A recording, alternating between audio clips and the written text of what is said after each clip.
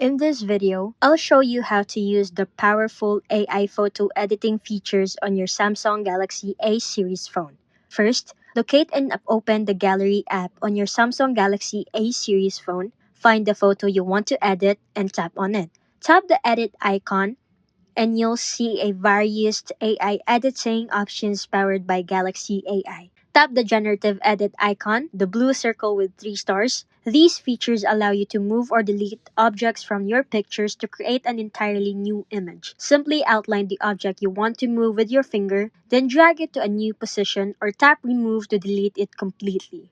Galaxy AI will then fill in the background and any missing portions. For selfies, tap Portrait Studio, select from available styles at the bottom of the screen, such as comic, 3D cartoon, watercolor, or sketch. Tap Generate to create your AI-styled portrait. The Sketch to Image feature lets you create AI-generated drawings on your images. Draw on the image using your finger, then tap Generate to see AI transfer your sketch into realistic additions.